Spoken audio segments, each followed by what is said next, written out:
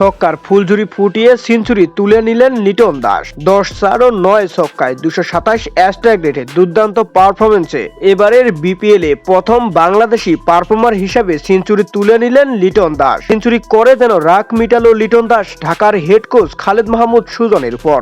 এ কেমন ব্যবহার লিটনের? দর্শক, এ নিয়েই থাকছে বিস্তারিত রিপোর্টে।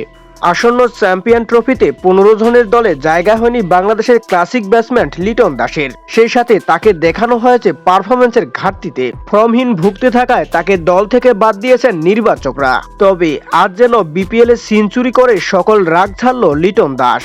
আজ লিটনের নামের পাশে 55 বলে 125 রান, 10টি 4 ও 9টি ছক্কায় এই ইনিংসে বিপিএল এর ইতিহাসের সেরা তালিকার উপরে থাকবে। তবে সেসব কিছু ছাপিয়ে ইনিংস শেষে ঘটে এক মজার কাহিনী। সেঞ্চুরি করে যেন পুরো রাগ মিটালেন ঢাকার হেড কোচ খালেদ মাহমুদ সুজনের উপর। বিপিএল এর মতো আসরেও বাংলাদেশের বর্তমান সেরা ওপেনার লিটন দাসকে বারবার বাদ রেখেই দল সাজিয়েছেন সুজন।